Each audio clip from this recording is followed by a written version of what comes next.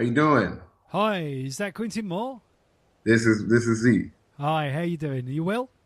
I'm doing pretty good. I'm doing pretty good. Yourself? Yeah, fantastic. Thank you, Quentin. Yeah, it's DJ-Gloss here from Sound Fusion Radio. Thanks very much for taking the call. Oh, no problem. Thank you for calling. No worries at all. No worries at all. So, whereabouts are you in the world, Quentin, at the moment? I'm in Dallas, Texas, USA. Wonderful. And what's the weather like in Dallas at the moment? It's pretty cold here. It's about 30 degrees, 29, 30 degrees Fahrenheit. That's Yeah, pretty cold for us here in Texas. yeah, that's pretty cold. Full stop. To be fair, so yeah, without a doubt, without a doubt. So, do you mind if I start firing a few questions at you? Is that okay? Yeah, that's fine. Okay. I was going to ask you, you're compared to Marvin Gaye, the late great Marvin Gaye. What does that make you feel like when you hear that? It's definitely an honor. He's definitely one of the people that definitely one of my biggest influences, and just someone that I look up to musically, and so when I hear that, it's just like wow, for people to say that, it's a great feeling to be put in the same category as Marvin Gaye.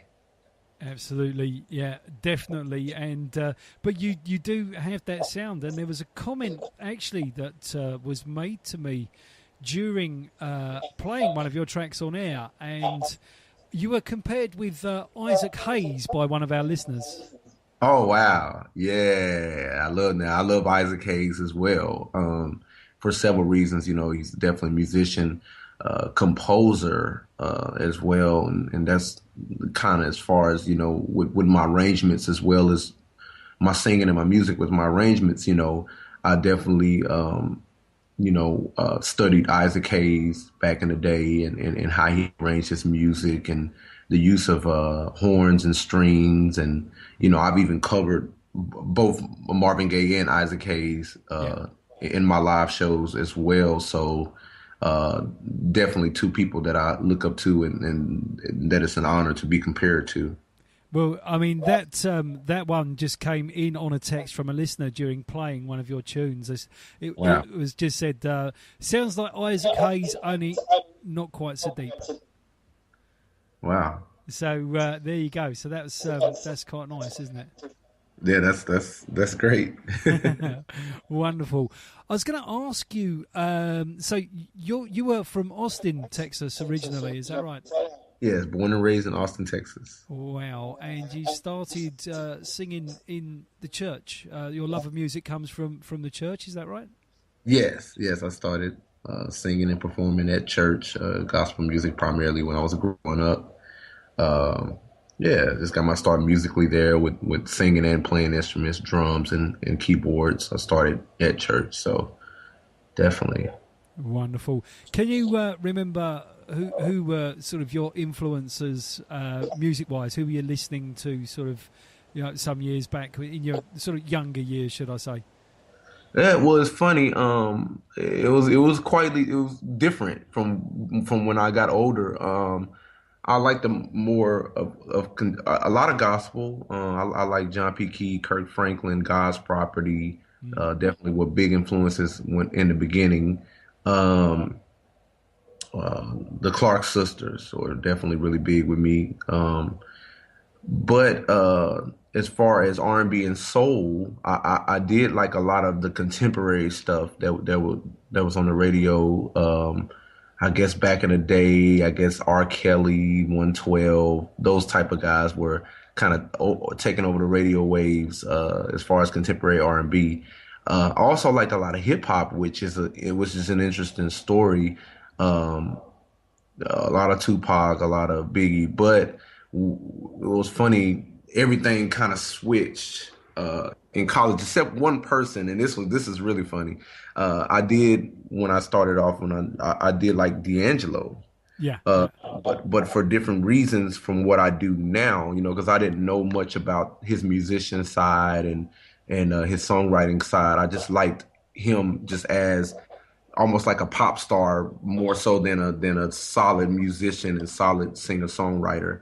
But as I got older, and this is a funny thing that happened with hip hop and D'Angelo. With some of the hip hop stuff, I noticed that they were using a lot of samples. Yeah. And when I got older, I would go and research these samples, and then people like Isaac Hayes, Curtis Mayfield, Marvin Gaye, Prince, Isley Brothers would come up, and I'm like, well, who are these guys? I knew about them, and I heard their music, and I did like it, but that true appreciation came after seeing those samples that these hip hop artists were using, and how much I just love that music, even more so than I guess the hip hop culture or the hip hop artists themselves.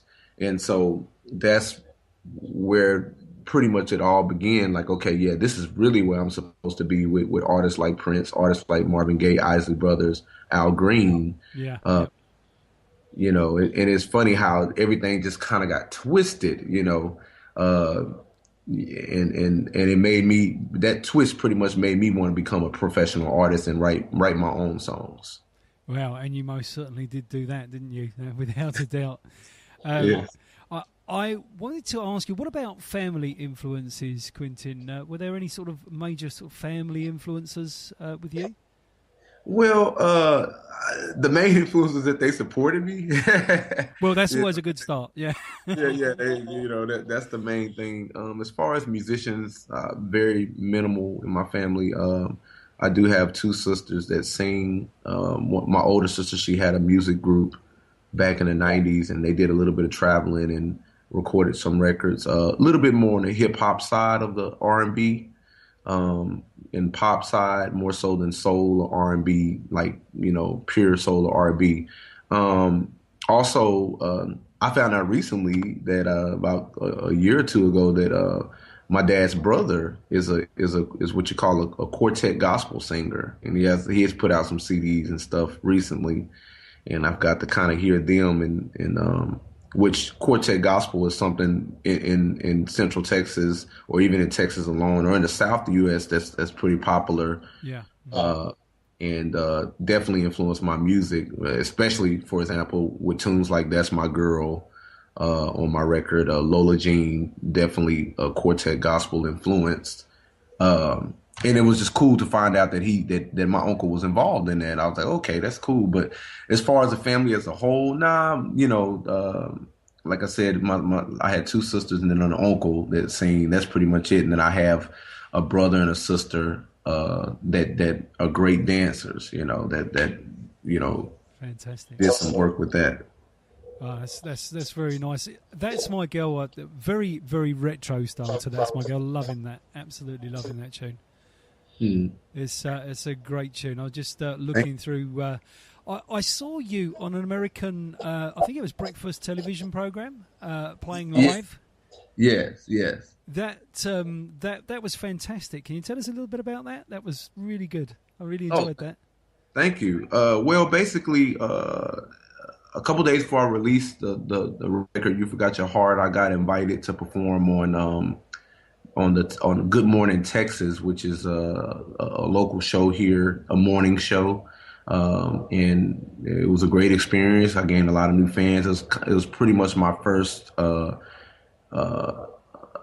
doing my music. It was my first television appearance. I mean, I actually had been on Good Morning Texas a few months before that, performing with another artist, Mm. but this is the first time that I performed my original music, and I performed on live TV. So I was very excited about that, and yeah, we did pretty good on people seeing us, and got some new fans and people following me, and people always appreciate, even the fans that are with you, they always appreciate the celebrity side of things, especially Definitely. since I'm not a big celebrity yet. So when they see stuff like me on the front page of a newspaper, or see me on TV, or see that I've, charted on the charts, it's like, oh man, yeah. But it's funny because on the other hand, it's like, hey, I'm playing at so and so coffee house this weekend, and it's like, oh, okay, that's cool, whatever. Brilliant. But it's like, you put it on Facebook, and I'll get 500 likes, based on me being on TV or being on the front page. But then I put, hey, I'm performing, I'm doing my original music at so and so spot here, and you should come out. And it's like, okay, 5 likes as opposed to 500. But it's all good. I mean, that's just a part of, that's just how it is. So people are gonna always appreciate the bigger things. Well, you were in the independent chart here in the UK. You through October, November.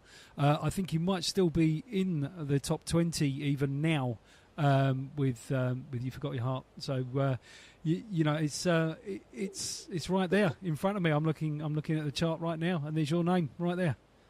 Oh wow. Yeah, definitely. I'm excited about that. This is the first year that I've ever charted. I started off with the lead single, "Natural Sister," and Yeah. that went pretty high on the charts. And then the album came out, and it did pretty well. So I was excited. Sales are doing good, and I guess my next step is just to get over there. I just have to just make it happen. Well, that sounds like a great thing to do, but you certainly. I mean, Taxman, our DJ Taxman, he does the independent chart here in London, and you're definitely right in there. I'm looking at. In fact, the first one I pulled up was actually from late October, and it puts you at number 12 there in the independent chart here in London. So there you go. You're doing fine over here. I'm telling you now, my friend. Lovely. Right. Yeah, that's great. And like I said, it's just it's definitely an honor, and I really am looking forward. And there's already been some talks about getting me there, and uh, just we want to wait and get some more PR behind the record, and I'm actually going to be releasing another EP in February. Just a short kind of I guess more love oriented EP, and like I said, with my hopes to be there in the spring. So we're working it out, and so hopefully I'll be able to come over and meet you in person and meet everybody else and do some shows. Wonderful. And we'll get right behind that EP as well. So whether you come over or not, we'll definitely get behind that. No problem whatsoever. If you do come over, come and join me in the studio. We'll get you on air live, and you can chat to the world from here at Sound Fusion Radio. No problem at all. Oh, most definitely. I would love that. Definitely. That's Yeah. good. We may even get you singing. You never know yet. Yeah.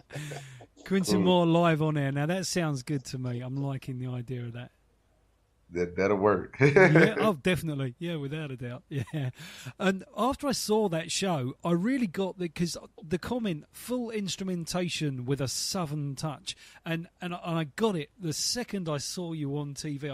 With the full instrumentation bit, the full band behind you, you playing yourself, and the whole sort of feel to it was very much had that sort of gospel tip but on a very soul R&B kind of feel, and I loved every minute of it. I was kind of glued to the end. It was great.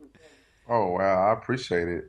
Yeah, that's it's one of those things. It was definitely a blessing, and just to get that opportunity, and it worked out great, and I was happy to do that and to be a part of that, and yeah, they have actually. And funny thing is that when we were there, we recorded a Christmas tune as well for them to air, and they're actually going to air it on Christmas Eve. So we'll actually have the band on once again, technically, and yeah, so that we kind of knocked out two birds with one stone. It sounds great. Absolutely loving it. Well, we'll have to have a look at the Christmas Eve presentation as well. That'll be fantastic. Definitely. Yep. So you were saying that the new EP is going to be more on a sort of a love tip. So what was the thing with You Forgot Your Heart? What was the inspiration with that then? If you could talk us through that, perhaps.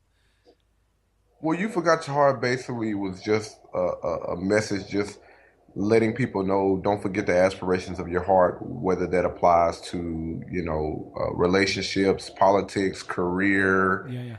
goals, whatever it may be, and just never forget that, and appreciate the things that you do have and use them to the fullest. Don't worry about anything else, or more of an inspirational touch. And I tried to touch on different things from politics with "Wish I Was Crazy" and "My Way" and different things like that. And then also with career and job, you only live once, YOLO. That was one kind of a true story. I just thought about my story when it came to that particular song, YOLO, and just wanted people, just to encourage people through my story, just that to go ahead and take those first steps at what you really want to do, and don't get caught up in the cookie cutter lifestyle that is set out, or that people say that you're supposed to do. Just you're supposed to graduate college, go get a job, and just have a family and move on. No, but if you have other aspirations, don't be afraid to take that, because even with me, it wasn't always a given that that I was going to be a full-time musician or be able to do music. When I first decided to do that, my parents freaked out. All they've ever known is to go to someone's job and work and get a paycheck and come home and have a family and take care of your family, which there's nothing wrong with that if that's what you want to do.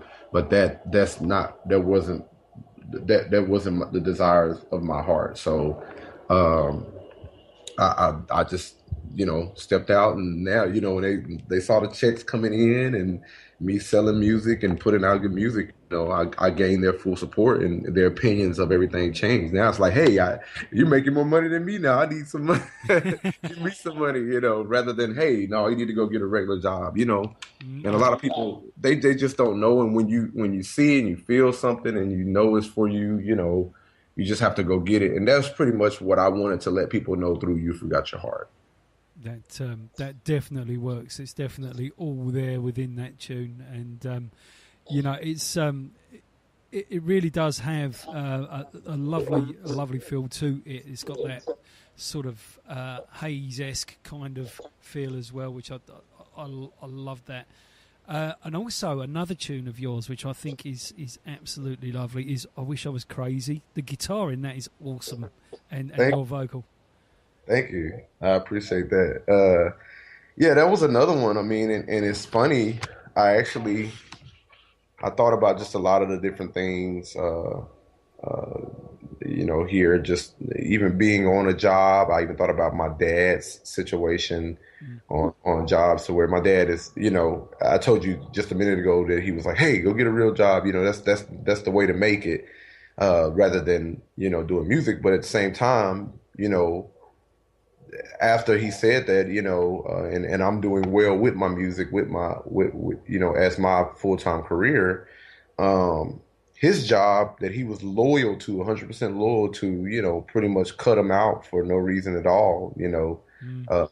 I mean, he'd show up. My dad's type person that, doesn't take any chances, very safe. And so he'll show up 15 minutes early everywhere, and do his job to the fullest. No, he didn't want to leave any questions asked or anything. And then that happened to him. So actually, I wrote "Wish I Was Crazy" a while back, but that third, it was only two verses. I had a third verse, pretty much dedicated to my dad and his situation. And I thought about, him, and so I said, I want to add that in there, But I thought about a lot of things. I thought about, racism. I thought about discrimination. I thought about, my dad's situation, then loyalty. I thought about just, a lot of different things. I think when I first originally wrote the song, it was during the time that Obama was getting elected as a president first in the United States the first time. Yeah. So the second time, I actually added more to the song, as well as my dad's situation. So so it's a lot of that in there. A lot of stuff just boiled into one, and I just wanted to just put it in the song and put my frustrations in the song and let people know about it. So that sounds great, and what a lovely story as well. Thank you so much for sharing that with us. That's information that you just don't get unless you speak to the artist, and right. That's fantastic. What about the lovely Tess Henley then? And "I Could Fall in Love"? With yeah, I mean, what about that tune? Oh yeah, yeah, definitely, man. Me and Tess, we were in a soul contest here, and she ended up winning the whole deal. We both placed in the top 10, and it was a MySpace Budweiser put on a soul singer contest, and I met her, and I also met Brad Marquis, who is I know Brad. also, I've spoken to yeah, Brad. Yeah, definitely, yeah, yeah. yeah, That's another one of my close buddies. That we all three kept in contact and said, I really felt like those two artists were doing the most with their music, and they're getting out there. And I saw the same hunger and talent in them that I felt that I had in myself. So, and I like their music a lot as well. So, collaborations were inevitable, with them, which Tess, I had her in mind for this song. I said, I'm writing this song, and it sounds like something I needed a female duet, and she was first on the list. It just sounded like something that she would have on her record as well. And, yeah. we already had a nice relationship. Because we met in 2010, but we've kept in contact. We support each other. We speak to each other, regularly, and so it was just second nature to have her on that tune. And yeah, she's all the way up in Seattle, so that's just great, to just be able to have that relationship with the artist that is doing great things and doing big things. And it was just inevitable to I had to have her on that record. So, she got, she responded fast and got it done fast, and I was excited with what she did, and it turned out to be a great tune. So, uh, yeah, and definitely, and it's just, that tune is kind of that, falling in love, innocent type Yeah. situation. And I always want to get that out. It's a gorgeous tune, and it works so beautifully between you and Tess. I can see that association that you're talking about. It's definitely a tune that works with both of you. You understood the vocals you wanted on that, and those vocals were hers. It Yeah, feels like that, yes, definitely. And she loved it. I mean, from the moment she got it, and I just felt it was just like I said, it was just inevitable. It wasn't any questions about it. I had to, we had to, that track was destined to be done with me and her. And I hope it's not the last. And like I said, uh, me and Brad we're working on, we're working on getting some collaborations done as well. So, Oh, fantastic! That yeah, would be great. Yeah, because I know Brad. We've had Brad as a featured artist before, and so that would be fantastic. You and Brad, wow! I mean, that's gonna be great. yeah, definitely. And then, but that's and I love it. It's just great. I don't know, even when I was looking at collaborations and doing, and as I do collaborations across the board, um, I go for artists that I feel like that have the same tenacity and the same hunger, and of course the talent. I mean, the talent part is not really hard to find, but except in the case of Test, which that was specifically something that fit for that song. But as far Mm. as uh, thankfully for Tess, as well, she had that hard work and tenacity and heart, and she works hard with her music as well and I work hard with mine. So I just like, man, that's something that attracts me to a collaboration as well. I mean, another artist I would love to collaborate with soon too is I don't know if you've ever heard of Brian Owens. Brian Um, Owens is it's not an artist that springs to mind, but I will certainly research because I'd love to know more about people I don't know about because that is my inquisitiveness. But yeah, I guess I mean, the mindset thing there with Tess and Brad and yourself. Yeah, yeah, I can see that. oh That would yeah, work definitely. and Yeah. they work hard. They work hard, and I love to see that. I love to see that. I love to see other independent artists work hard and get their due. And it pushes me. And I love competition, not in a friendly manner, but I Of love course. competition and I love to be pushed. I love that, and I love to see that, and even here locally in Dallas, there's a lot of talent, but I just hope that more people release CDs, and which it has increased here. More independent artists are starting to release music and do things, and I just love it. I really I like competition. I like to be pushed. I like to say, okay, this guy's record did great. Let me come out here. I gotta make sure I'm coming with it on my next record. And Get it? uh, Yeah, yeah. yeah, yeah, and that's thank you. And it's That's brilliant. I just wanted to mention one more tune actually, which was the vocals on "My Way." That must have took some doing, and I'll say the word "Superfly." wow.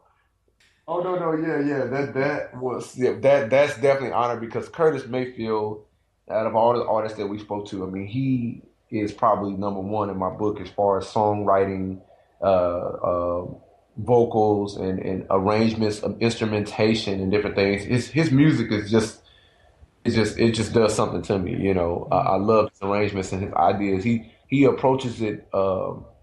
From just he just puts everything into his music, and from tunes like "It's All Right" and "People Get Ready," more gospel feel tunes, to tunes like "Give Me Your Love," mm, real R&B, it's real deep soul type stuff, and then you got your funk and stuff like Pusher Man and yeah, Super and different things. It's just like so to be, I've gotten some comparisons and to him, and to be even mentioned in that, it's just, that is great in his own. Because that's one guy, man, that is just to me just reigns. I mean, everybody is influenced by that guy. He was just. I mean, it just seemed like, and not to take anything away from him, but you know well, I'll just say it like this. His music is just like it just seems like he's just the guy that just writes from the heart yeah, and just pushes it all out. He's not like this super. And what all I was gonna say is just not like a super flashy type individual that comes out and like, yeah, I'm gonna come out in high heels and play a roaring guitar solo. No, whatever comes to his mind, he takes the pieces as mm, a producer, as a singer, as a songwriter, as an arranger, as a musician, and he puts it all together to where you can feel his message. yeah.